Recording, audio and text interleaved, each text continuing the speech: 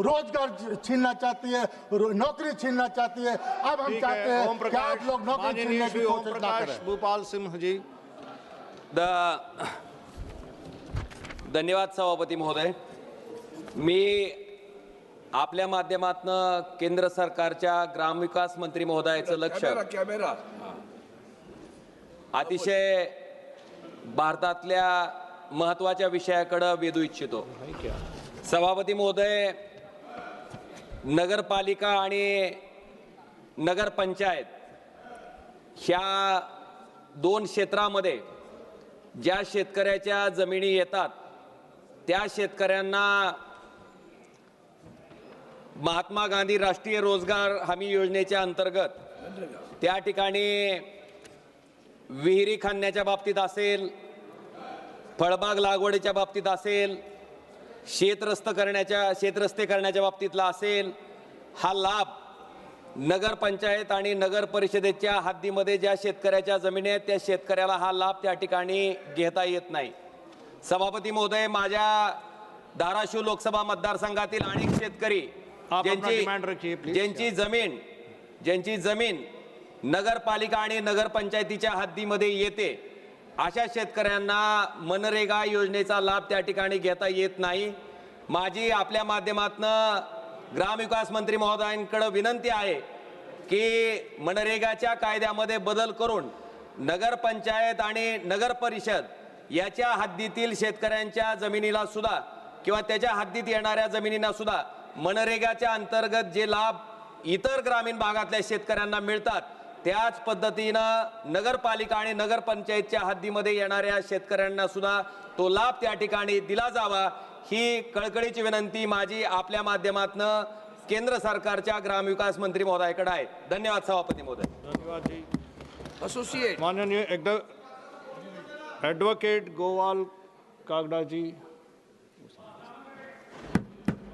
मैं इस सदन का ध्यान एक अत्यंत महत्वपूर्ण सार्वजनिक विषय की ओर आकर्षित करना चाहता हूं, जो प्रधानमंत्री ग्राम सड़क योजना के क्रियान्वयन तथा मेरे नंदुरबार लोकसभा क्षेत्र जो अनुसूचित क्षेत्र, आदिवासी बहुल, भौगोलिक रूप से दुर्गम, आर्थिक रूप से पिछड़ा और अत्यंत कमज़ोर संपर्क वाला जिला है। मैं ग्रामीण सड़कों की स्थिति से संबंधित बात करना चाहता हूं। अतः आपके माध्यम से मैं माननीय ग्रामीण विकास मंत्री से निम्नलिखित प्रश्न पूछना चाहता हूं। क्या सरकार नंदुरबार लोकसभा क्षेत्र के लिए एक विशेष पीएमजीएसवाई ग्रिड पैकेज की तत्कालीन रूप से स्वीकृति करेगी ताकि सभी पहाड़ों को अनुसूचित क्षेत्र के भौगोलिक परिस्थितियों को ध्यान में रखते हुए एक समग्र ग्रिड आधारित सड़क नेटवर्क से जोड़ा जा सके? I am including for new roads and bridges as well as special repair programmes in PMGSY. क्या सरकार अनुसूचित क्षेत्र के लिए पीएमजीएसवाई के जनसंख्या मानदंड को 250 से घटाकर 100 करने पर विचार करेगी?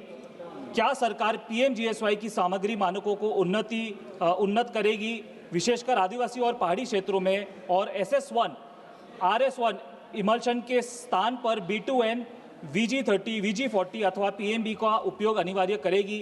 क्या मंत्रालय बिटुमिन परतों के लिए हॉट मिक्स तकनीक को अनिवार्य करेगा ताकि ग्रामीण सड़कों की समयपूर्व खराबी रोकी जा सके, विशेषकर उन इलाकों में जहां ग्रामीण सड़कों भारी यातायात वहन करती है? क्या सरकार मैकेनिक एम्पेरिकल डिजाइन, अनिवार्य CBR प्रशिक्षण, सॉइल स्टेबलाइजेशन, बेहतर ड्रेनेज और प्रदर्शन आधारित रख रखाव अनुबंधों को लागू करेगी? क्या सरकार उन घने जंगलों और पहाड़ी क्षेत्रों जैसे नंदुरबार में डिजिटल प्रणालियों के साथ अनिवार्य भौतिक निरीक्षण को लागू करेगी? There are forest clearances which are pending in my Shirpur Tehsil. There is Batwapada area which has been pending for a very long time. I think that needs to be cleared. Last point, माननीय सभापति महोदय, ग्रामीण क्षेत्रों के लिए सड़कें विकास की रीढ़ होती है, लेकिन नंदुरबार जैसे आदिवासी, पहाड़ी और बिखरे हुए जिले में सड़कें जीवन और मृत्यु, अवसर और उपेक्षा, पहुंच और वंचना के बीच का अंतर निर्धारित करती है। बिना सड़कों से कोई भी सरकार योजना न स्वास्थ्य, न शिक्षा, न रोजगार, न डिजिटल कनेक्टिविटी पहुंचा सकती है। मैं रिक्वेस्ट करता हूं, पीएमजीएसवाई 4 महाराष्ट्र में चल रहा है, मध्य प्रदेश में पीएमजीएसवाई 8 पहुंच गया है, उसे पीएमजीएसवाई 4 का फेज है वो ज्यादा बढ़ा दिया जाए महाराष्ट्र में, ये मैं विनंती करता हूं। धन्यवाद।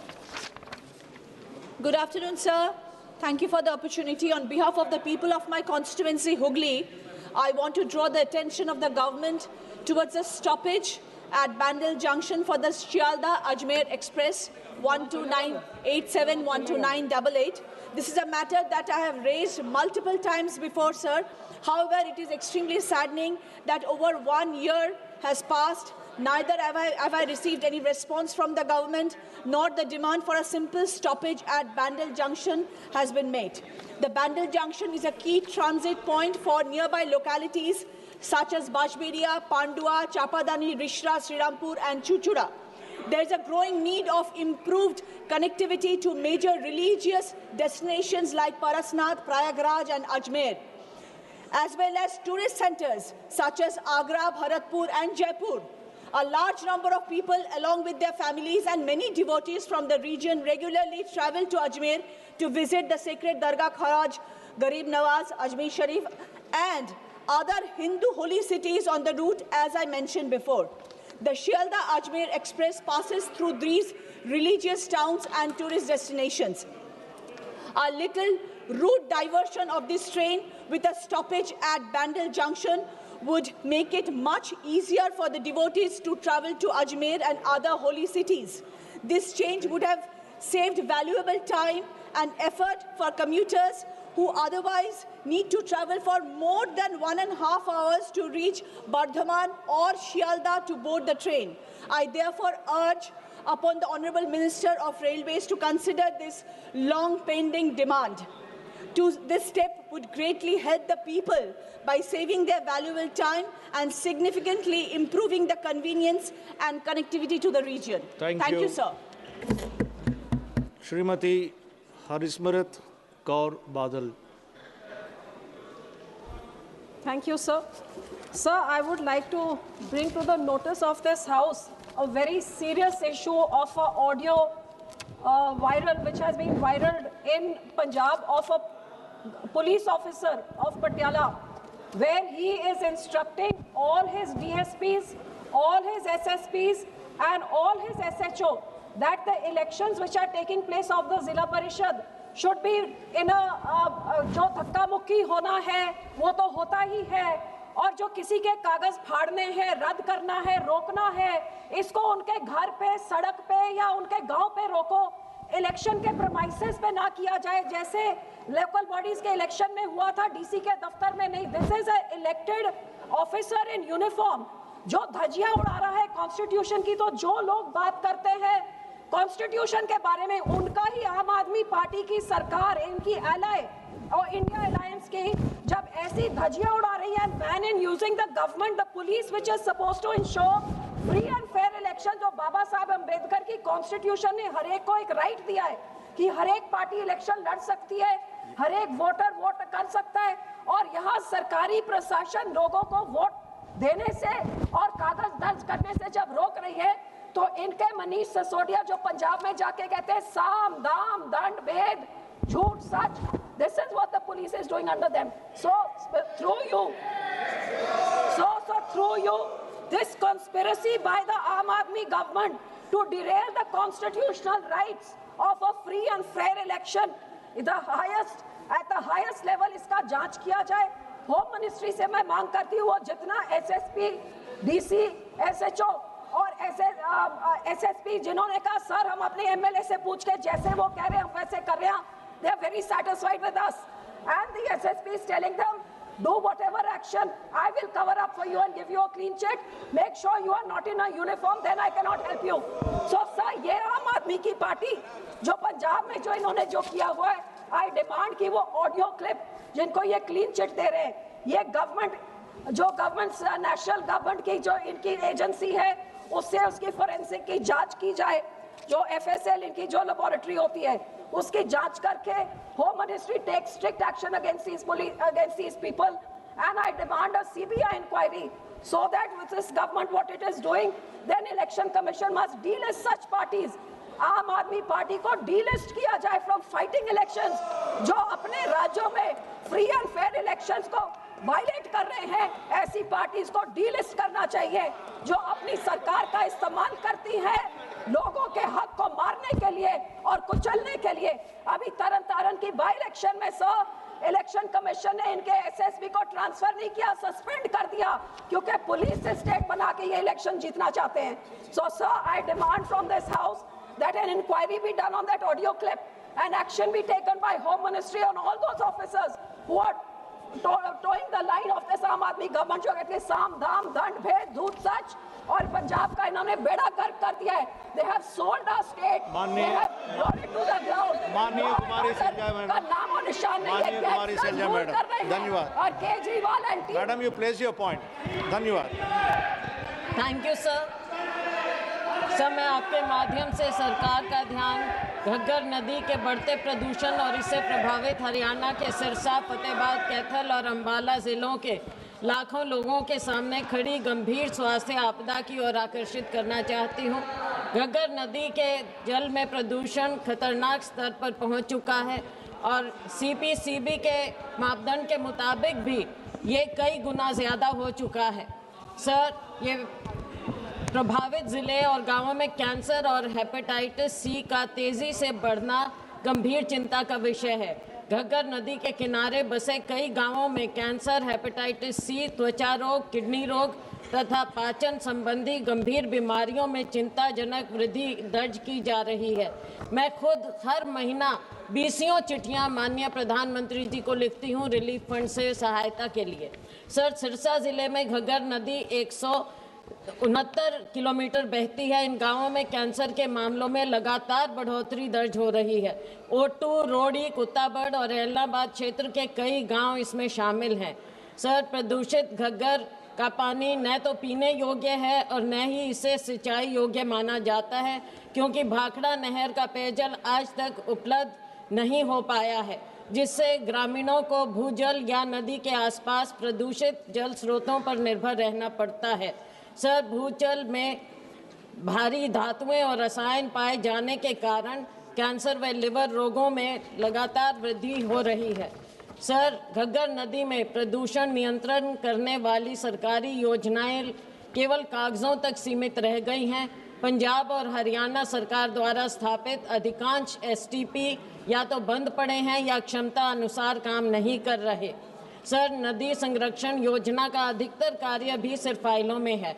मैं सरकार से आग्रह करती हूं कि वह तुरंत हस्तक्षेप करें और घग्गर नदी में प्रदूषण रोकने के लिए आपातकालीन कार्रवाई शुरू करें।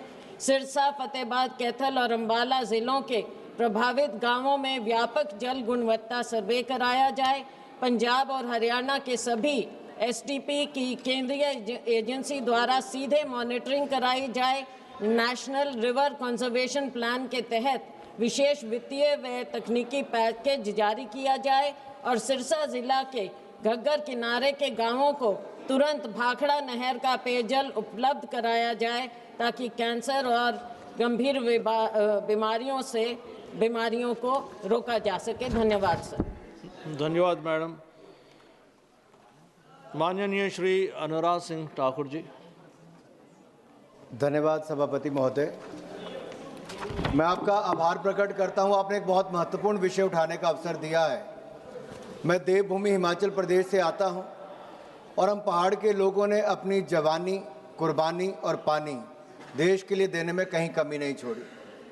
आज से 50 साल पूर्व, 50 साल से ज़्यादा हो गए, जब पौंग डैम के बनाने के लिए उस समय की कांग्रेस सरकार ने कहा था 20,772 परिवारों के 339 गांव से उनको खाली करवा दिया गया। राजस्थान में ज़मीन देने के वायदे किए गए, विस्थापित उनको किया गया और स्थापित उनको राजस्थान में करने की बात कही गई। उनके ज़मीन पानी में डूब गई, घरों से वो बेघर हो गए। बाकी राज्यों में बिजली पहुंच गई, लेकिन उनके घरों में अंधेरा छाया रहा।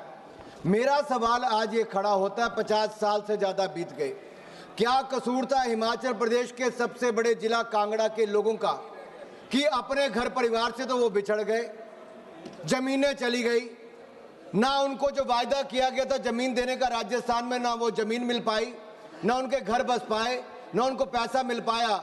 आज भी 6,700 से ज़्यादा परिवार इंतजार कर रहे हैं जमीन मिलने का, स्थापित होने का। उनके 2-2 पीढ़ियां चली गई लेकिन स्थापित नहीं हो पाए। क्या ये देश में सही हो रहा है? मैंने एक आपके सामने कितनी सरकारें आकर चलेगी, मैं भाजपा कांग्रेस की बात नहीं कर रहा, चाहे उस समय कांग्रेस का निर्णय रहा होगा, लेकिन राजस्थान में एक के बाद दूसरी सरकार आकर चली गई। लोग अपनी जेब से पैसा खर्च करते हैं राजस्थान जाके अपनी जमीन को ढूंढने के लिए। कब्जा कर लिया गया है, अधिकारियों के चक्कर काटते हैं, अगली डेट डाल देते हैं। कितनी पीढ़ियों को और इंतजार करना पड़ेगा, कितने वर्ष और इंतजार करना पड़ेगा। मेरे साथ कांगड़ा के सांसद राजीव भारद्वाज जी भी यहां पर हैं। सर, सवाल ये खड़ा होता है कि सुप्रीम कोर्ट ने कई बार इंटरवेंशन कर दी। 1996 की जजमेंट जो प्रदेश पोंग बांध विस्थापित समिति का था, उसमें भी रिहैबिलिटेशन इनकम्प्लीट रही। 6700 लोगों को आज तक अपनी जमीन नहीं मिल पाई, इंफ्रास्ट्रक्चर वहां पे नहीं मिला, ब्यूरोक्रेटिक ऑब्स्टेकल्स है। मैं एक डिमांड आपके माध्यम से यहां पे करने वाला हूं सर, ये जो हिमाचल प्रदेश ऑफिसर्स ने एक इंस्पेक्शन रिपोर्ट दिसंबर 2024 में दी, जिसमें उन्होंने कहा कि जल्द से इसको इम्प्लीमेंटेशन करने की बात की जाए, पेंडिंग अलॉटमेंट की जाए, इंफ्रास्ट्रक्चर डेवलप किया जाए और प्रोसीजर को स्ट्रीमलाइन किया जाए। इसके लिए करना क्या पड़ेगा सर? एक ही मांग है कि जल शक्ति मंत्रालय, गृह मंत्रालय इसमें इंटर मिनिस्ट्रियल रिव्यू करे और हमारी जो सेंट्रल हाई पावर कमेटी है उसको स्थापित किया जाए। एक ज्वाइंट टास्क फोर्स राजस्थान और हिमाचल प्रदेश की सरकार की बनाई जाए, ताकि मेरे जो विस्थापित परिवार हैं वो हिमाचल प्रदेश के विस्थापित परिवारों को जमीन मिले, उनको उनका हक मिले। अगर सदन को लगता है कि विस्थापितों को उनका हक मिलना चाहिए, तो मैं चाहता हूं आप भी मेरे साथ संबंधित होकर कहें, क्योंकि माननीय राजीव भारद्वाज जी कांगड़ा के सांसद हमारे साथ हैं। धन्यवाद। अगर लगता है तो हम आपके माध्यम से इस मांग को रखते हैं सर। धन्यवाद। धन्यवाद जी। माननीय सदस्यों, अब मैं केवल उन्हीं सदस्यों को मौका दे रहा हूं जिन्हें इस सप्ताह अभी तक मौका नहीं मिला है। कृपया केवल एक मिनट में अपनी बात रखें ताकि सभी को अवसर मिले। माननीय श्री AB अकाईजाम जी।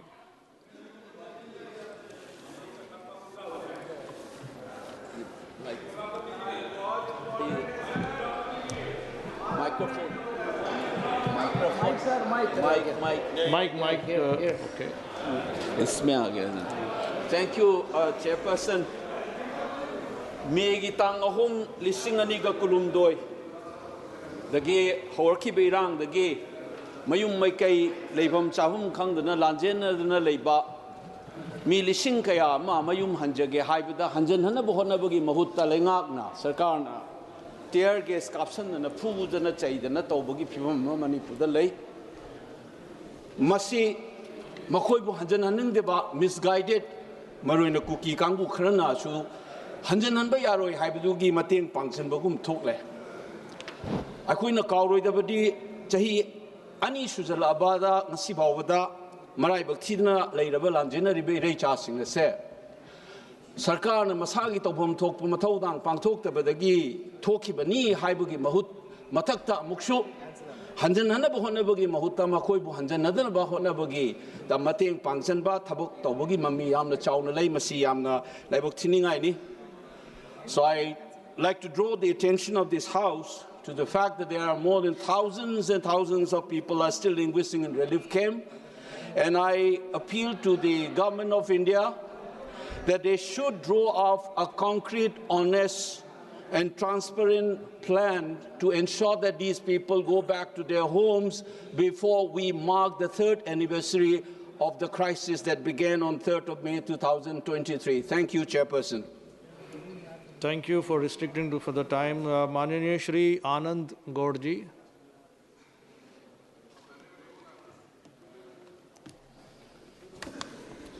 बहुत बहुत धन्यवाद सभापति महोदय। सर्वप्रथम मैं आपके माध्यम से यशस्वी प्रधानमंत्री श्री नरेंद्र मोदी जी और माननीय वाणिज्य और उद्योग मंत्री जी के साथ साथ उत्तर प्रदेश के माननीय मुख्यमंत्री जी का हृदय से आभार व्यक्त करना चाहता हूं कि बहराइच की अनूठी गेहूं के डंठल की हस्तकला को एक जिला एक उत्पाद योजना के तहत चयनित कर उसे नई पहचान और राष्ट्रीय स्तर पर प्रतिष्ठा प्रदान करने का कार्य किया गया है। ODOP के माध्यम से बहराइच की अभिशिष्ट कला न केवल राष्ट्रीय स्तर पर पुनर्जीवित हुई है, बल्कि इस निर्णय से स्थानीय कारीगरों का मनोबल बढ़ा है। विशेष रूप से महिला कारीगरों के लिए सम्मानजनक आजीविका के नए अवसर भी खुले हैं। महोदय, अब आवश्यकता है कि इस परंपरागत कला को वैश्विक स्तर पर भी स्थापित किया जाए। मेरा आपसे विनम्र अनुरोध है कि बहराइच के गेहूं के डंठल हस्तशिल्प को GI टैग प्रदान करने की प्रक्रिया प्रारंभ किया जाए, जिससे इसे वैश्विक स्तर पर विशिष्ट पहचान मिल सके।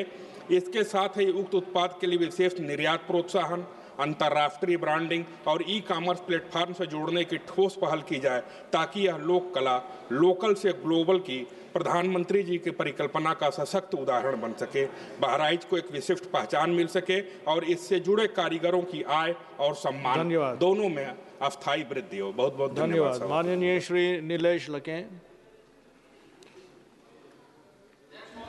अध्यक्ष सभापती महोदय, मी अतिशय महत्त्वाच्या विषयावर आपलं लक्ष वेधित आहे।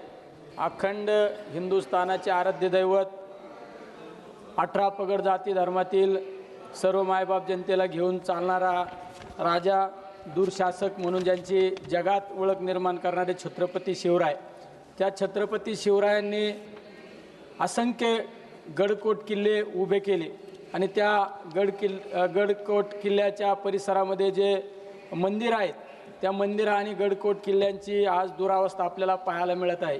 तर मी आपणाद्वारे केंद्र सरकारला विनंती करतो की या गडकोट किल्ल्याच्या संवर्धनासाठी या गडकोट किल्ले सुसज्ज पद्धतीने पुन्हा एकदा आपल्या समोर उभे राहिले पाहिजे, यासाठी शासनाने भरीवाशी निधी मंजूर करून त्या गडकोट किल्ल्यांचं संवर्धन करावे, हीच आपणाद्वारे विनंती करतो। जय शिवराय। गुड।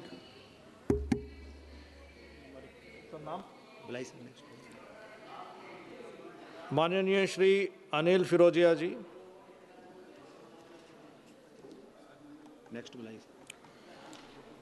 माननीय श्री दिलीप सैकिया जी। सभापति महोदय, जैसे कि सदन को मालूम भी है, देश के पूर्वोत्तर क्षेत्र में वहाँ पे शांति स्थापित करने हेतु और वहाँ पे विकास की कार्य को गति देने हेतु आदरणीय प्रधानमंत्री नरेंद्र मोदी जी के नेतृत्व में और गृह मंत्री अमित शाह जी के नेतृत्व में वहाँ पर अभी तक 12 पीस एकॉर्ड और पीस एग्रीमेंट हुआ है, जहाँ पर 11,000 युवाओं ने अपना सर्च ट्रैक करके मेन स्ट्रीम में आए हैं। ऐसे जो 12 पीस एकॉर्ड हुआ है और एग्रीमेंट हुआ है, उसको 100% वहाँ पर लागू करना, वहाँ पर जो भी विषय है वहाँ पर इम्प्लीमेंटेशन करना, ये मेरा मांग है। और दूसरा है, इस हमारे कॉन्स्टिट्यूएंसी है, यहाँ के अंडर में रंगिया एक जंक्शन है, रंगिया मेरा डिवीज़न ऑफिस भी है, वहाँ पर राजधानी का स्टॉपेज नहीं है, तो राजधानी एक्सप्रेस का स्टॉपेज, हर राजधानी का स्टॉपेज मिले। और जो कोविड पेंडेमिक के बाद से जो भी अभी रेलवे स्टेशन बंद पड़ा हुआ है, स्टेशन मतलब ट्रेन रुकने का, वो पूरा करे, ऐसे मेरा विषय है। रंगिया में विशेष माननीय श्री किशोरी लाल जी।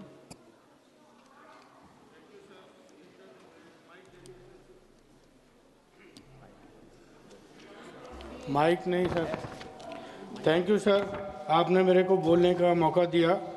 मैं अपने संसदीय क्षेत्र अमेठी और रायबरेली के बारे में आपका ध्यान करना चाहता हूं, क्योंकि ये एक ट्रेन संख्या है जो 55-141 बनारस प्रतापगढ़ पैसेंजर ट्रेन है, जो कि सुबह 6 बजे बनारस से चल के 9:15 पे प्रतापगढ़ में टर्मिनेट हो जाती है और ये 8 घंटे वहीं पे खड़ी रहती है।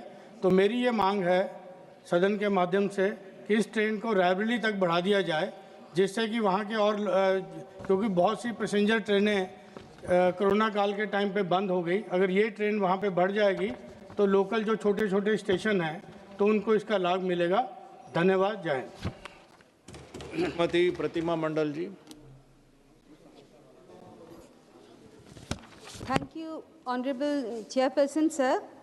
Sir, on behalf of All India Trinamool Congress and on behalf of my living God, the people of my constituency, I wish to raise the urgent issue of the central government's reduction and delayed release of funds under the Jal Jeevan Mission to West Bengal. The state has consistently made utilization norms and fulfilled required reforms, yet allocation for the current year have been sharply curtailed, disrupting ongoing drinking water projects. So this sudden cut has stalled pipeline work, delayed new constructions, and affected payment to implementing agencies. Districts facing water scarcity, including Sundarban, and arsenic contamination are particularly impacted, putting lakhs of rural households at risk and threatening progress made under the mission. से जल का और एक नाम है जीवन, और ये सरकार ये जीवन छीन लेने का प्रयास कर रहा है, और 2026 में ये इसका हालत और भी बुरा होगा sir. Sir, I urge the central government to restore full funding and ensure timely disbursal so that Jal Jeevan Mission objectives are achieved and rural communities do not suffer due to financial constraints. Thank you, sir. माननीय श्री आशीष दुबे जी. धन्यवाद सभापति महोदय कि आपने प्रजातंत्र के इस मंदिर में मुझे अपनी बात रखने का अवसर दिया. मैं जबलपुर संसदीय क्षेत्र से आता हूं, जिसका अपना गौरवशाली, वैभवशाली और समृद्धशाली इतिहास है, जो कृषि के क्षेत्र में, रक्षा के क्षेत्र में, शिक्षा के क्षेत्र में और इसके साथ ही साथ पर्यटन के क्षेत्र में अपना एक महत्व रखता है. आज आपके माध्यम से मैं रक्षा के क्षेत्र में अपनी एक मांग रखना चाहता हूं कि जबलपुर में एक डिफेंस क्लस्टर की मांग आपके माध्यम से करता हूं, और इसके पीछे कारण यह है कि जबलपुर में हमारे 3 रक्षा संस्थान हैं. वहां पर हमारी व्हीकल फैक्ट्री है, गन कैरेज फैक्ट्री है, हमारी ऑर्डिनेंस फैक्ट्री है, और इस वजह से मुझे लगता है कि औद्योगिक क्षेत्र में एक ठोस कदम उठाने के लिए जबलपुर में जो अनुकूलता हमारी डिफेंस क्लस्टर में है, इसकी मांग आपके माध्यम से रखना चाहता हूं. और इसके साथ साथ इसके पीछे एक कारण और आपको बताना चाहता हूं कि जबलपुर में 5 विश्वविद्यालय हैं और वहां के युवाओं में प्रतिभा है. वहां पर हमको हर विधा का युवा उसको रोजगार के अवसर मिलेंगे, उस विधा में पारंगत युवा वहां पर मिलेगा. इसलिए आपके माध्यम से एक बार मैं पुनः अपने जबलपुर संसदीय क्षेत्र के लिए जो अनुकूलता वहां पर डिफेंस क्लस्टर की है, ये मांग आपके सम्मुख रखता हूं. बहुत बहुत धन्यवाद. धन्यवाद जी. माननीय सदस्य श्री आशीष दुबे जी हो गया. माननीय सदस्य श्री एस मुरासोली जी.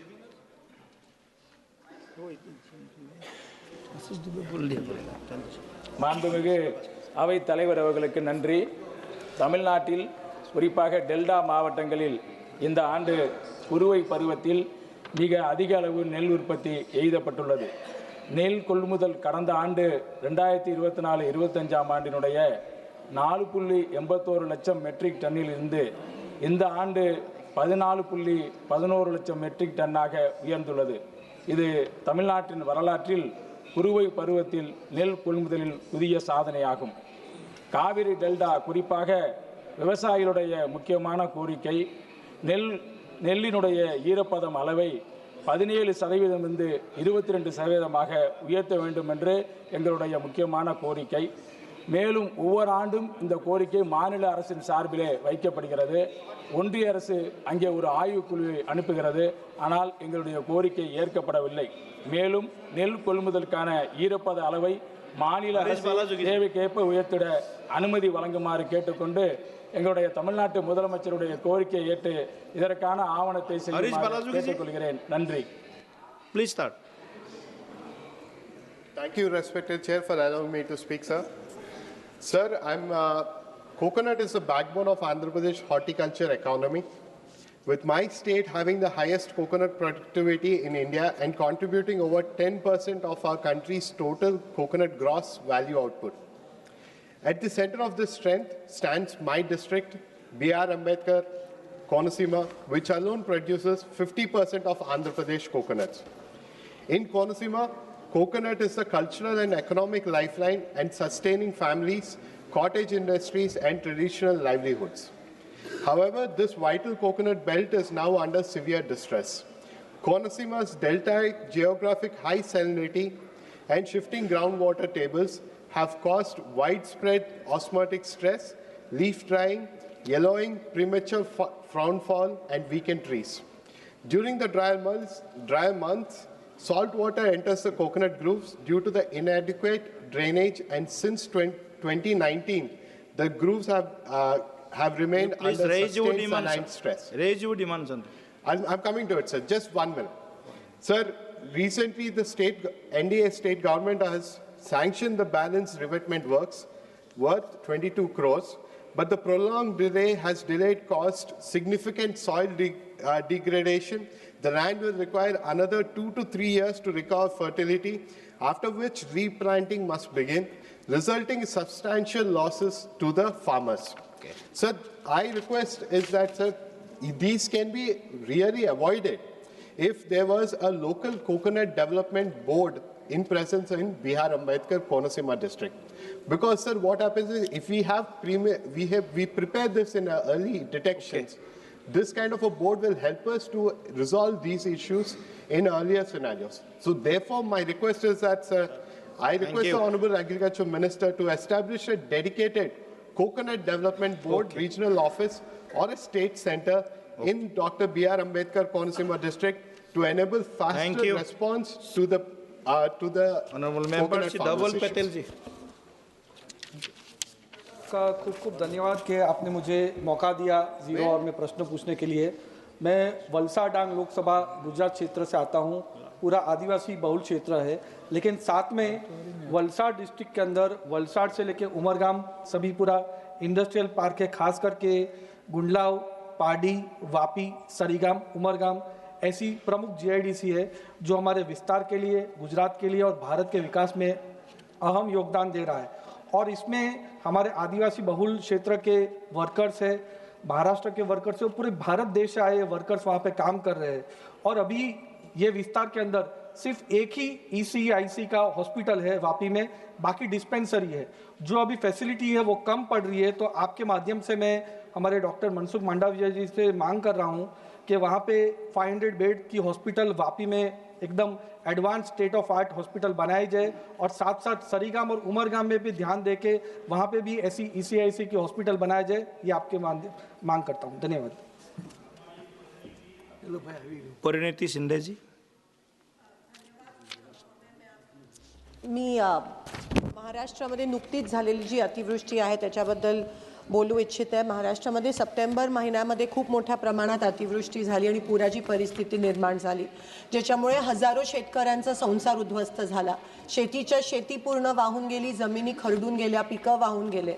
पण ह्या ठिकाणी महाराष्ट्र सरकारने जी मदत केली ती अतिशय तुटपुंजी आहे, आणि त्या उलट अतिशय लाजिरवाणी गोष्ट अशी आहे की केंद्र सरकारकडून आम्हाला जी मदत प्राप्त होणार होती ती अजूनही प्राप्त झाली नाही आहे, कारण महाराष्ट्र शासनाने केंद्राला अजून प्रस्तावच पाठवला नाही आहे। कालच ह्या सभागृहात मिनिस्ट्री ऑफ होम अफेअर्सनी कन्फर्म केलं की महाराष्ट्राकडून कोणत्याही प्रकारचा प्रस्ताव या ठिकाणी केंद्र शासनाला NDRFच्या माध्यमातून प्राप्त झाला नाही आहे, आणि त्यामुळे अनेक महाराष्ट्र खास करून सोलापूर आणि उस्मानाबादच्या शेतकऱ्यांवर खूप मोठ्या प्रमाणात त्या ठिकाणी अन्याय होत आहे। महाराष्ट्र शासन करतेच, पण केंद्र शासन पण शेतकरी आमचे मायबाप आहेत, या देशाचा कणा आहे आणि त्यांच्यावर अन्याय होतोय। आम्ही मागणी पण केलेली की ओला दुष्काळ जाहीर झाला पाहिजे, कर्जमाफी झाली पाहिजे, मुलांची शैक्षणिक कर्जमाफी झाली पाहिजे शेतकऱ्यांची, पण ते देखील केलं नाहीये। महाराष्ट्र सरकार आणि केंद्र सरकार हे फक्त निवडणुका जिंकण्यात मग्न आहे। आणि शेवटचा विषय असा है कि फार्मर आईडी जी अट है, KYC साल में 4 बार की जाती है, उसकी कोई जरूरत नहीं है। वो क्राइटेरिया रद्द करके हमारे किसानों को तुरंत मदद मिलनी चाहिए केंद्र सरकार। बहुत धन्यवाद सभापति महोदय। गंडक नदी चंपारण और बिहार की लाइफलाइन भी है, लेकिन जब बाढ़ का समय आता है तो चंपारण तटबंध पर हर बार हम लोग बुरी तरह फंस जाते हैं। 60 साल में चंपारण तटबंध का मजबूतीकरण भी नहीं हुआ है, और 5-6 रात हम लोग को जग के बिताना पड़ता है कि कहीं वो चंपारण तटबंध टूट नहीं जाए। इसके टूटने से न केवल वाल्मीकि नगर टाइगर रिजर्व बल्कि लाखों की आबादी भी उसमें बर्बाद हो जाएगी। इसलिए मेरा आपके माध्यम से माननीय जल शक्ति मंत्री CR पाटिल जी से अनुरोध होगा कि बॉर्डर एरिया रिवर मैनेजमेंट के तहत चंपारण तटबंध को न केवल मजबूतीकरण किया जाए बल्कि इस पे डबल लेन सड़क बनाई जाए और गंडक नदी से सिल्ट निकलवाने का काम किया जाए, जिससे कि उसका जो गहराई समाप्त हो गई है वह ठीक हो जाए और चंपारण तटबंध के रहने से वाल्मीकि नगर टाइगर रिजर्व सहित चंपारण और गोपालगंज के सभी लोगों की रक्षा हो सके। धन्यवाद। श्री राजाभाऊ वाजे जी। माननीय अध्यक्ष महोदय, नाशिकच्या तपोवन परिसरात साधुग्राम आणि कुंभमेळ्याच्या तयारीच्या नावाखाली सुमारे 1800 झाडे तोडण्याची चर्चा सुरू आहे। हा परिसर शहरासाठी महत्त्वाचा तर आहेच आणि महत्त्वाचे म्हणजे हा परिसर अनेक पक्षी, प्राणी आणि जैवविविधतेचा केंद्र आहे। नागरिक, पर्यावरण तज्ज्ञ आणि विविध संस्थांनी या झाडे तोडी विरोधात जोरदार आंदोलन सुरू केलं आहे। नाशिकमध्ये साधुग्रामासाठी पर्यायी जागा उपलब्ध असतानाही वनराई असलेल्या पवित्र तपोवनाची निवड का करण्यात आली याबाबत प्रशासनाकडून पारदर्शक प्रक्रिया दिसत नाही। स्थानिक प्रशासनाने घेतलेले निर्णय पारदर्शक नसून पर्यावरण परिणाम अहवाल, लोकांसोबत संवाद आणि तज्ज्ञांचे मत विचारात न घेता ही प्रक्रिया वेगाने पुढे नेली जात आहे। झाडे ही निसर्गाची फक्त सजावट नाही, ती भविष्याची हवामान सुरक्षिततेची हमी आहे आणि म्हणून माझी केंद्र सरकारकडे स्पष्ट मागणी आहे की तपोवन परिसरातील सर्व वृक्षतोड तात्काळ थांबवण्यासाठी केंद्र सरकारने तात्काळ हस्तक्षेप करून पर्यावरण व विकास यात समतोल राखणारा पर्याय निवडावा। धन्यवाद। Thank you. माननीय सदस्य लुम्बाराम जी। लुम्बाराम जी। धन्यवाद अध्यक्ष महोदय। मेरे लोकसभा क्षेत्र राजस्थान के सिरोही जिले में मानपुर हवाई पट्टी को एयरपोर्ट की तर्ज पर विकसित करने का निवेदन।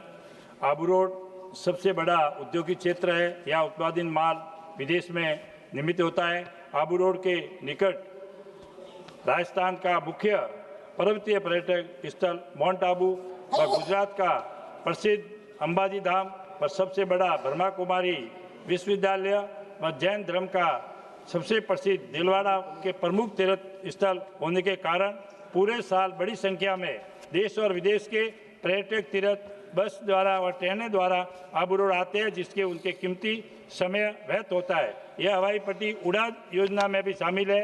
सामाजिक विभाग आबू रोड द्वारा मानपुर हवाई पट्टी को एयरपोर्ट का आकार देने के लिए 100 करोड़ रुपए का प्रस्ताव भेजा हुआ है। मान्यवर मानपुर हवाई पट्टी के एयरपोर्ट में बदलने की आवश्यकता है, जहां पर जमीन भी उपलब्ध है। यही नहीं, ब्रह्मा कुमारी संस्था, उद्योगपति, माउंट आबू पर्यटक स्थल और व्यवसायियों यात्रियों के लिए काफ़ी लंबे समय से मानपुर हवाई पट्टी को एयरपोर्ट बदलने के लिए देश के विभिन्न हवाई पट्टों को उपलब्ध कराने की मांग लंबित है। मान्यवर, आपसे निवेदन कर रहा हूं अध्यक्ष महोदय, आपसे अनुरोध है कि आबू रोड स्थित मानपुर हवाई पट्टी को एयरपोर्ट के रूप में विकसित करने हेतु शीघ्र आवश्यक कार्रवाई करावे। धन्यवाद। धन्यवाद। धन्यवाद। माननीय सदस्य चंद्रशेखर जी। धन्यवाद सभापति जी। भारत सरकार के राजपत्र संख्या 39 दिनांक 27 अगस्त 2009 के द्वारा निःशुल्क और अनिवार्य बाल शिक्षा का अधिकार अधिनियम 2009 प्रभावी किया गया था। इस अधिनियम के धारा 23 के अंतर्गत अधिनियम के प्रभाव में आने की तिथि एवं उसके पश्चात नियुक्ति शिक्षक भर्ती नियुक्ति हेतु न्यूनतम अर्हता निर्धारित की गई थी, जिसके द्वारा कक्षा 1 से कक्षा 8 तक के अध्यापकों की नियुक्ति हेतु टेट की अनिवार्यता की गई थी, परंतु इस अधिसूचना की तिथि से पूर्व नियुक्त कक्षा 1 से 8 के अध्यापकों को टेट से मुक्त की अवधारणा थी। भारत के राजपत्र संख्या 34 दिनांक 10 अगस्त 2017 के द्वारा निःशुल्क और अनिवार्य बाल शिक्षा का अधिकार अधिनियम 2009 की धारा 23 के उपधारा 2 के परंतु संशोधित किया गया कि जो अप्रशिक्षित अध्यापकों के लिए था, परंतु एनसीटी के माननीय उच्चतम न्यायालय में दिए गए भ्रामक शपथ पत्र दिए जाने का न्यायालय द्वारा भ्रमित आदेश पारित हो गया। एनसीटी द्वारा प्रेषित शपथ पत्र को निरस्त कर संशोधन करने का कानून पारित किया जाए, परंतु माननीय उच्चतम न्यायालय द्वारा दिनांक 1 सितंबर 2025 को दिए गए एक निर्णय के आलोक में समाचार पत्रों एवं सोशल मीडिया द्वारा प्रचारित समाचार पत्र से देश के शिक्षकों की मांग कर रहा हूं, देश के शिक्षकों में भ्रम की स्थिति उत्पन्न हो गई। अतः भारत सरकार के अधीन दिनांक 25 अगस्त 2010 से पूर्व तथा उत्तर प्रदेश के सरकार के अधीन 29 जुलाई 2011 के पूर्व नियुक्त शिक्षकों को सेवारत रहने हेतु पदोन्नति हेतु टेट उत्तीर्ण करना अनिवार्य नहीं आता है। अध्यापकों को टेट मुक्त किया जाए। माननीय सभापति जी, उत्तर प्रदेश में 2 लाख और देश भर में 25 लाख से ज्यादा। माननीय सदस्य श्री जयंत सभापति जी 10 सेकंड। सभापति जी 10 सेकंड। सभापति जी 10 सेकंड। 10 सेकंड। मांग नहीं आई सर, मांग नहीं आई। मांग तो कर दिया। नहीं, मांग नहीं आई। मांग ये है कि उनके अधिकारों की रक्षा की जाए। वो देश का भविष्य बनाते हैं, वो सुरक्षित रहेंगे तभी देश सुरक्षित रहेगा। धन्यवाद। Thank you. जयंत बसुमतारी जी। धन्यवाद सभापति महोदय। मैं बर' भाषात खौ बिसारिछु गोदानै मोनद' हारिखौ एसटि मोनथाय होनो नागिरनायनि सायाव बुंनाय।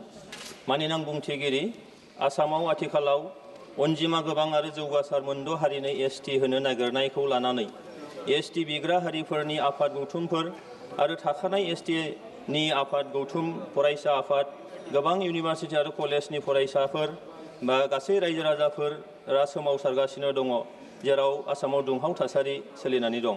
गुबुन फारसे आसाम सरकारजों दानानै होजानाय ग्रुप अफ मिनिस्टार्स आरो बावैसो 29 नभेम्बर 2025 खालि मोनद' हारिनो एसटि होनो मदद खालामनानै आसाम एसेम्ब्लियाव रिकमेन्डेसन ले खालामनाया अनजिमा बाङाइ एसटि हारिफोरखौ समखिखांहोदों आरो जोंनाय अराव घि लुनानै होनाय थासारि सोमजिहोदों। थाखानाय एसटिफोरा एन्जय खालामबाय थानाय राइट्स एन्ड प्रिभिलेजाव खहा जाया खालामनाय जेबो थांखिखौनो मानिनाय जानाय नङा होननानै रायजो सोरखार आरो मिरु सोरखारनिसिम लोगोसेयैनो कनसार्न अर्गानाइजेसनफोरनिसिम हुमखि होदों। बेयो नंगौदि मोनद' हारियाबो सांबिधानिक आरो जौगानायनि मोन्थाय दं। बिथांमोननि दाबिया मोनसे गोजाम दाबि, नाथाय गोदान जेंनाखौ सुस्रांनो थांनानै थाखानाय एसटिनि खहा जायोब्ला थासारिया मोजां जानाय नङा एबा आउट अफ कन्ट्रल जानो हागौ।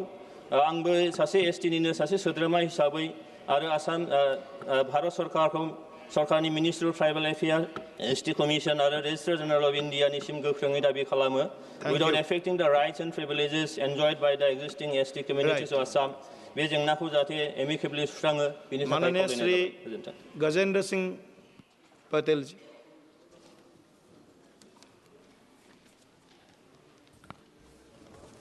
धन्यवाद माननीय सभापति जी। नर्मदे हर, मैं मध्य प्रदेश के खरगोन बड़वानी लोकसभा से आता हूं।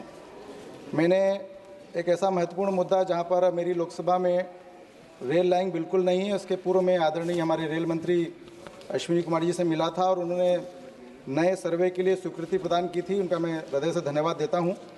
और यही ध्यान आकर्षण करने के लिए अलीराजपुर खरगोन खंडवा नई ब्रॉड गेज रेल लाइन के विषय में आकर्षित करना चाहता हूं।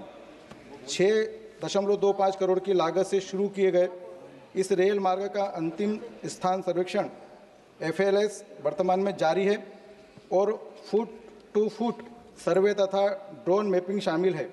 यह परियोजना पूर्वी और पश्चिम निमाड़ के 5 जिले खंडवा, खरगोन, बड़वानी, धार और अलीराजपुर जिले को जोड़कर विकास की दिशा में मार्ग देगी। चूँकि सर्वे में पहाड़ी है, क्षेत्र है, नदी है, नाले हैं, नर्मदा नदी की सहायक नदियां हैं और कृषि भूमि भी शामिल है। मेरा रेल मंत्रालय से अनुरोध है कि वो राज्य सरकार के साथ समन्वय स्थापित कर सर्वे के दौरान चिन्हित किए गए नदी पहाड़ी क्षेत्रों के लिए इंजीनियरिंग डिज़ाइन को जल्द अंतिम रूप दे। परियोजना की मंजूरी से पहले ही भूमि अधिग्रहण के लिए आवश्यक धारा 20A और अन्य अधिसूचना जारी करने की प्रक्रिया शुरू कर दे, ताकि बाद में परियोजना में विलंबन न हो। सरकार से अनुरोध है कि इस परियोजना को मिशन मोड में पूरा करने के लिए त्वरित कार्रवाई सुनिश्चित करे। मैं पुनः इसके लिए माननीय रेल मंत्री से आग्रह करता हूं। धन्यवाद। श्री लक्ष्मीकांत निषाद जी। माइक नहीं चालू। माननीय सभापति महोदय, आपने मौका दिया, बहुत बहुत धन्यवाद। माननीय, मैं उत्तर प्रदेश से आता हूं। उत्तर प्रदेश और देश भर में तमाम निगम के कर्मचारियों का जो पेंशन दिया गया है 2000-3000 रुपए प्रति महीना दिया जाता है, पूरे भूखमरी के कगार पर है पूरे प्रदेश उत्तर प्रदेश में। जैसे परिवहन निगम जो रोडवेज की बसें चलती हैं, उन कर्मचारियों को आज तक पेंशन नहीं दिया गया है। मैं चाहता हूं आपके माध्यम से उत्तर प्रदेश सरकार और केंद्र की सरकार मिलकर के, यहाँ जंतर मंतर पर भी लोगों ने कई बार धरना प्रदर्शन किया है, इसलिए जो निगम के कर्मचारी हैं उनको भरपूर पेंशन सब विभागों की भांति दिया जाए। धन्यवाद। जय हिंद, जय समाजवाद। श्रीमती गोनीबेन ठाकुर जी। धन्यवाद अध्यक्ष महोदय, मुझे बोलने का मौका दिया। गुजरात में शराब और ड्रग्स होम डिलीवरी से मिल रहा है, लेकिन किसानों को यूरिया नहीं मिल रहा है। वो है गुजरात मॉडल। अध्यक्ष महोदय, मैं आपके माध्यम से सदन का ध्यान मेरे संसदीय क्षेत्र बनासकांठा तथा गुजरात के कई जिलों में जारी यूरिया की गंभीर कमी की ओर आकर्षित करना चाहती हूँ। यही रबी सीजन होने के वजह से किसानों को यूरिया के लिए लाइन में कतार में खड़ा रहना पड़ता है। कई दिनों से किसानों की डिमांड हो रही है, लेकिन गुजरात सरकार और सेंट्रल गवर्नमेंट से जो यूरिया मिलना चाहिए वो नहीं मिल रहा है। तो मैं केंद्र सरकार से गुजारिश करती हूँ कि जो ब्लैक में मार्केटिंग में बेचने वाला है उस पर बैन डालना चाहिए और किसानों को अच्छी तरह से यूरिया खातर मिलना चाहिए। धन्यवाद। से अनिल बलूनी जी।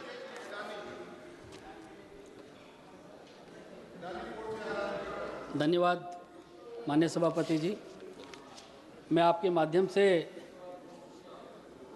सरकार से और हमारे वन मंत्री आदरणीय भूपेंद्र यादव जी भी यहाँ बैठे हैं, मेरा उनसे भी आग्रह है कि उत्तराखंड के पर्वतीय क्षेत्रों में और विशेषकर जो गढ़वाल लोकसभा क्षेत्र है उसमें पिछले कई दिनों से मैन एनिमल कॉन्फ्लिक्ट अपने चरम पर है। और माननीय सभापति जी, पिछले 3 हफ्ते के अंदर 4 लोगों की मौत हो गई है तेंदुए के हमले से, और पिछले कुछ दिनों में अचानक इसमें वृद्धि आई है। 15 से अधिक लोग घायल हुए हैं पिछले 3 हफ्ते में। भालू के हमले अचानक बढ़े। इस मौसम में आमतौर पर भालू के हमले नहीं होते थे, वो भी हमले तेज़ी के साथ हो रहे हैं। मान्यवर, बच्चों को लोग स्कूल भेजना बंद कर रहे हैं पहाड़ों के अंदर, क्योंकि बच्चों के ऊपर बहुत तेज़ी से हमले हो रहे हैं। अंधेरा होते ही पहाड़ों पे कर्फ्यू जैसी हालत हो जा रही है, इतने ज़्यादा मैन एनिमल कॉन्फ्लिक्ट बढ़ा है। मेरा माननीय भूपेंद्र यादव जी बैठे हैं, मेरा उनसे आग्रह भी है कि इसमें राज्य की मदद करनी चाहिए। संसाधनों की आवश्यकता है बहुत बड़ी संख्या में। हम लोगों को नए आधुनिक पिंजरों की ज़रूरत है, हम लोगों को ट्रैंकुलाइजिंग का जो पूरा इक्विपमेंट है उसकी आवश्यकता है, और बहुत सारे फॉक्स गन होती है, इस तरह के बहुत सारी चीज़ों की आवश्यकता है। मेरा माननीय भूपेंद्र यादव जी से आग्रह है कि WII की जो wild life institute of India है उसकी एक टीम तुरंत उत्तराखंड भेजी जाए कि आखिर ये इस तरह से हमलों में अचानक तेज़ी क्यों आई है, ये सब जांच की जानी चाहिए। राज्य प्रशासन को बहुत सारे संसाधनों की आवश्यकता है, उसमें मदद की जानी चाहिए। और मान्यवर, जो लोग अपने परिजनों को खो रहे हैं उनकी भारत सरकार के द्वारा, क्या वन विभाग के द्वारा क्या क्या और मदद हो सकती है उसका ध्यान रखा जाना चाहिए। धन्यवाद। आपने मुझे समय दिया, बहुत बहुत धन्यवाद। श्री सागर खानदेर जी।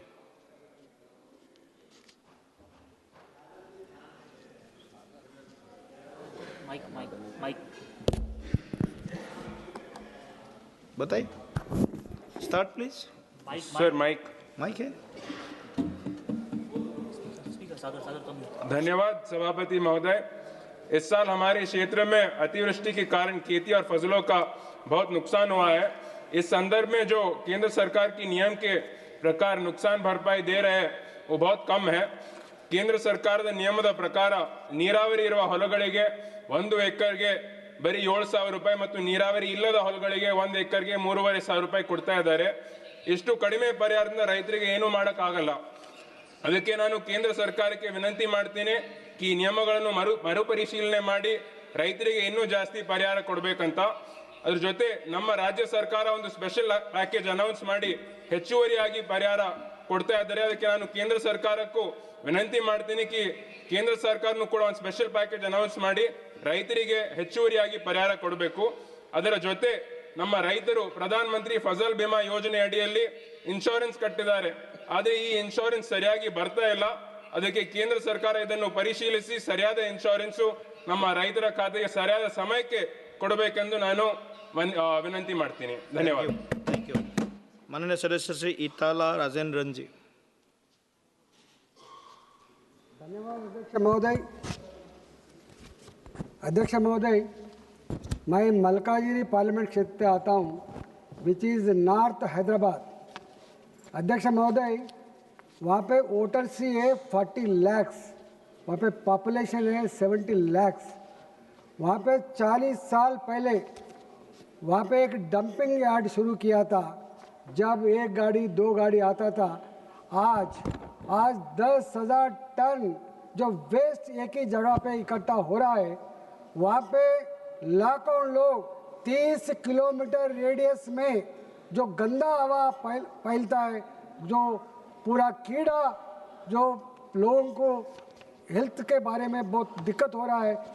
बहुत बार इसके वजह मद्रास ट्रिब्यूनल ने जो जजमेंट दिया था 2017 में, इसको शिफ्ट करना जरूरी है। इतना 1.5 करोड़ पॉपुलेशन जो हैदराबाद का है, एक ही जगह ऐसा डंप यार्ड नहीं रखना चाहिए, चारों तरफ वो अरेंजमेंट करना बोल के जजमेंट दिया था। आज तक वो इम्प्लीमेंटेशन नहीं हुआ था। हमारा पर्यावरण मिनिस्टर यहीं बैठा है। मेरा मांग है हमारा मंत्री जी से, जो जजमेंट को अमल करके वो हमारा लोगों को जो हेल्थ एंड स्वास्थ्य करना जरूर है बोल के हमारा रिक्वेस्ट है। जो हमारा मंत्री जी इसके लिए ध्यान रखना बोल के हमारा रिक्वेस्ट है। Thank you. धन्यवाद। ऑनरेबल मेंबर से selling Sangma ji. Mr. Chairman, sir. Now, life is very precious, we know that. But life becomes a burden to the society, even to the family, when it is not taken care. Now, more than 3 lakhs with the age of 15 to 29 is already drugs addict. And more than thousands and thousands of youths are already with the disease HIV.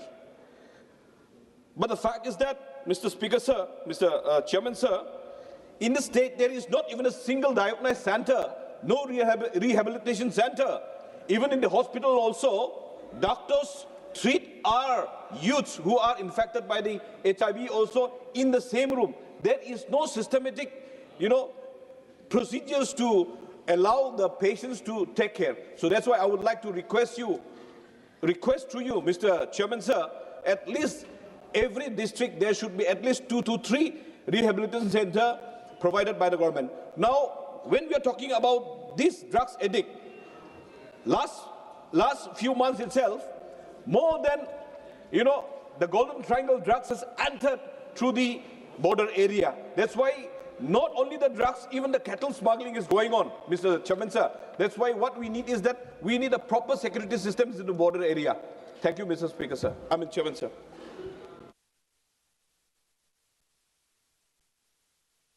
Hemant Joshi ji. धन्यवाद माननीय सभापति महोदय। सबसे पहले तो मैं आपके माध्यम से हमारे प्रधानमंत्री श्री नरेंद्र भाई मोदी जी के नेतृत्व में हमारे सड़क परिवहन मंत्री श्री नितिन गडकरी जी और उनके विभाग का आभार प्रकट करना चाहूँगा, क्योंकि सालों से जो नैरो ब्रिज का हमारे वडोदरा हाईवे पे जो 4 नैरो ब्रिज है, जिसकी वजह से कई बार ट्रैफिक जाम होता है, उसकी समस्या अभी हल हो रही है और वो निर्माणाधीन है।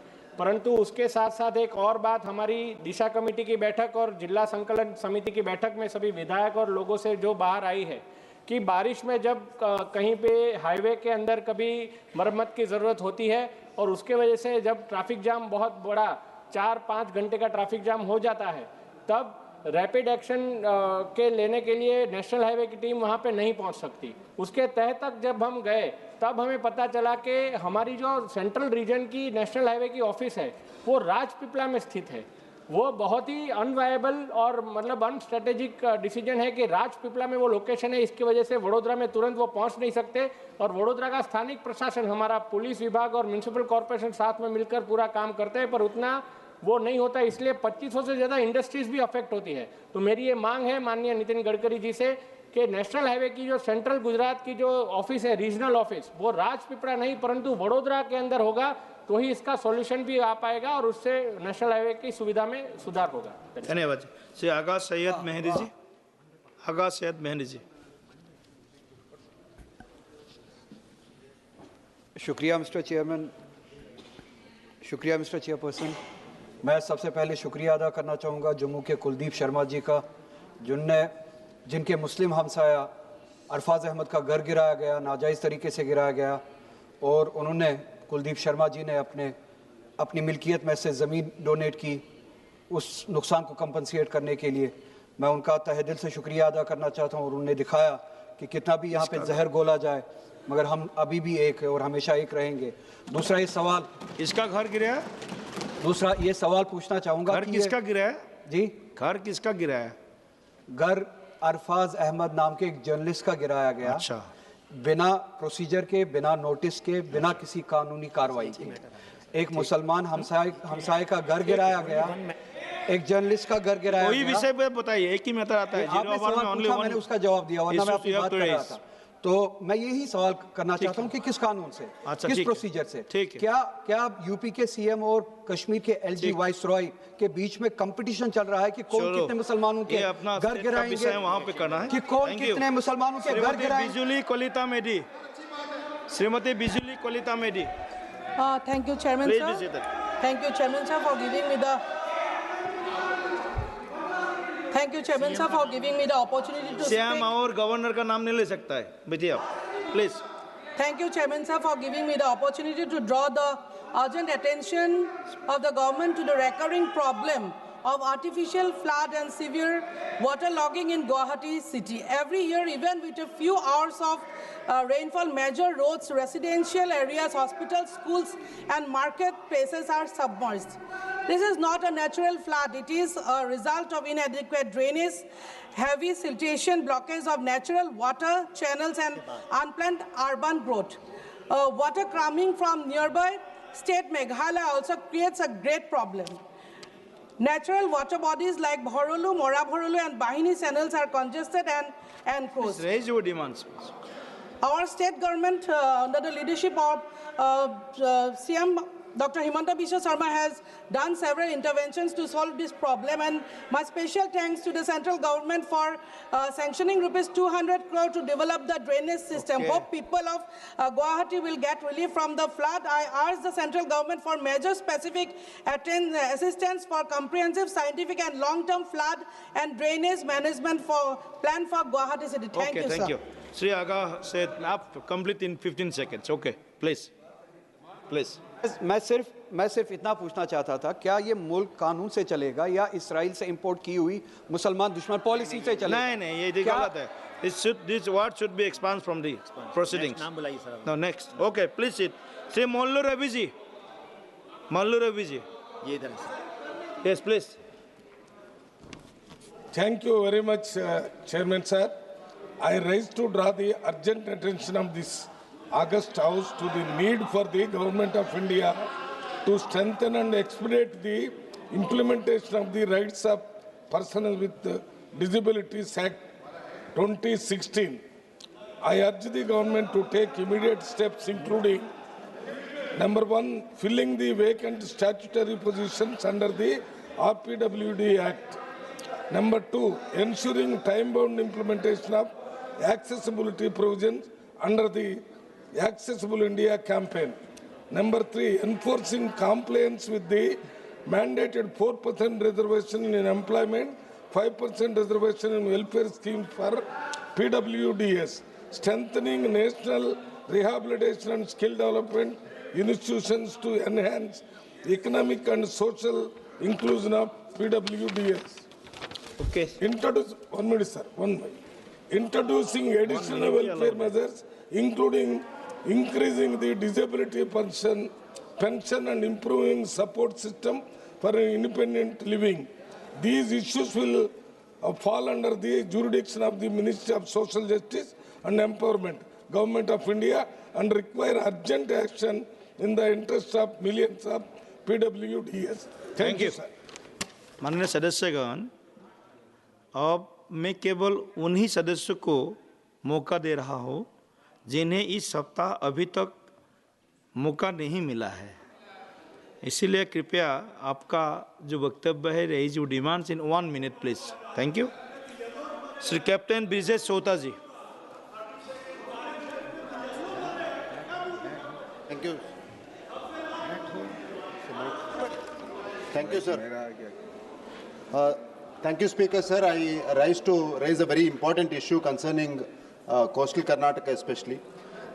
There's a banned organization called the Popular Front of India. There is a serious concern that the former members are regrouping under the banner of SDPI, which is its political front. Recently, the Enforcement Directorate, in its press release dated 8 November 2025, stated that the SDPI functioned as a political front of PFI, with PFI involved in controlling, funding, and supervising its activities. This is a credible and significant development which is endorsing our claims. Given that the PFI is a banned organization, its backdoor involvement undermines national security and integrity. Our region has had to pay a huge price for the presence of PFI and its organizational nexus, the most recent being Suhas Shetty murder case, which was handed over by the NIA by the timely intervention of our Honorable Home Minister. So I raise the urgent attention, especially since the local elections are around the corner in Karnataka. In recent years, the SDPI has got an alliance with the ruling party in Karnataka, especially in the recent president election of the Bantwal Town Panchayat. Hence I demand the Home Minister to consider the recent ED findings and take necessary steps to stop banned groups from reappearing under new identities or using political parties as fronts to contest elections and harm our democracy, especially considering the ruling party having a tacit understanding with the SDPI. Sir. Thank you. Sri Moles Babuji.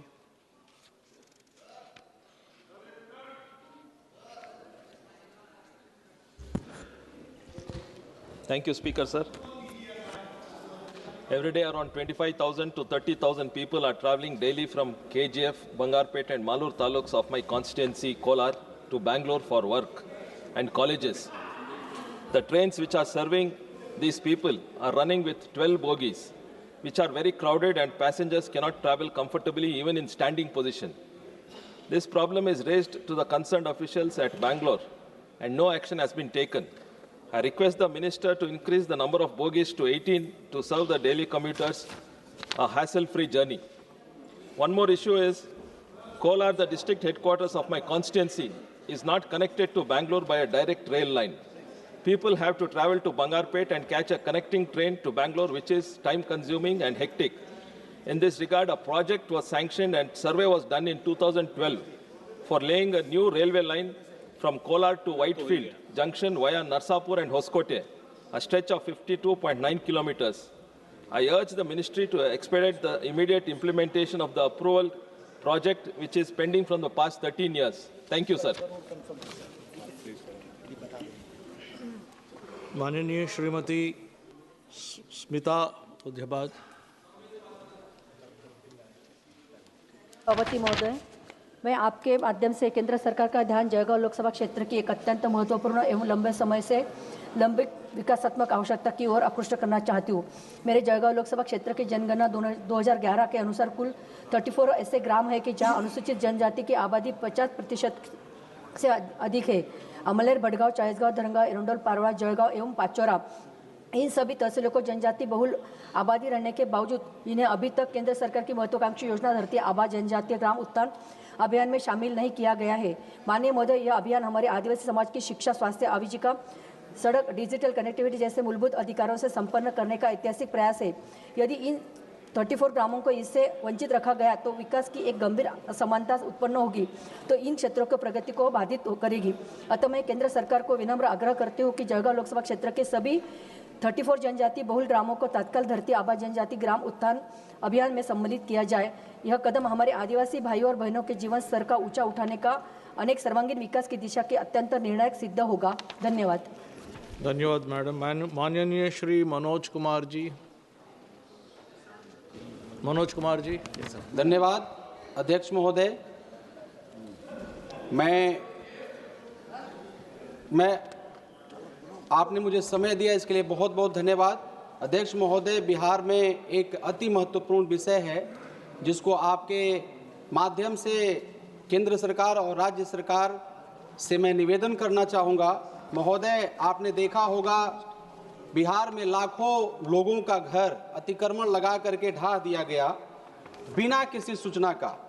महोदय, उसमें सबसे बड़ी मात्रा में अनुसूचित जाति के लोग, अनुसूचित जनजाति के लोग, अति पिछड़ा वर्ग के लोग, पिछड़ा वर्ग के लोग, अल्पसंख्यक लोग और कुछ सामान्य वर्ग जो गरीब लोग हैं, बिना किसी सूचना का घर बुलडोजर लगा करके ढा दिया गया। लोग रोते रहे कि मुझे कम से कम 10 दिन का समय दे दीजिए, अपना जो टूटा फूटा बिस्तर है, जो भी हमारा सामान है, कम से कम घर से हम बाहर निकाल लें। लेकिन लोगों ने नहीं सुना और महोदय घर के ऊपर में बुलडोजर चला करके लाखों गरीबों का घर ढा दिया गया। वैसे महोदय आपको पता होना चाहिए, जितने भी रिक्शा चालक हैं, दिहाड़ी लगाने वाले हैं, मजदूर हैं, बड़े मात्रा में बिहार रहते हैं। और आपको तो सूचना ही है, 3 से 4 करोड़ लोग रोजगार के तलाश में बिहार को छोड़ दिया। लेकिन अब बिहार में जो लोग रह रहे हैं उनको भी लाखों लोगों को बेघर कर दिया गया। आपके माध्यम से, समय नहीं है महोदय, आपके माध्यम से मैं निवेदन करना चाहूंगा कि जिन लोगों को, चूंकि सरकार की तरफ से प्रावधान है महोदय कि जिनका घर ढहा गया है उनको जमीन और घर मुहैया कराया जाए। वैसे पहले से महोदय हजारों लोग हमारे क्षेत्र लोकसभा संसदीय क्षेत्र सासाराम में, रोहतास, नौहट्टा, तिलौथू के लोग जो हैं पानी के लिए तरसते हैं, गंदा पानी पीते हैं। महोदय बस 10 सेकेंड महोदय। अधौरा, कैमूर पहाड़ी पर अधौरा है, अभी भी हजारों लोग महोदय गंदा नदी का पानी पीने के लिए मजबूर हैं। वैसे गरीब लोगों को जो स्वास्थ्य शिक्षा से परेशान है, उनका घर ढहा करके एक और मुसीबत देना, आसमान के नीचे रह रहे हैं महोदय, उनके ऊपर में तरस खाया जाए। आपको बहुत बहुत समय, आपने मुझे समय दिया, आपको बहुत बहुत धन्यवाद। Thank you. Devesh Sakshi ji.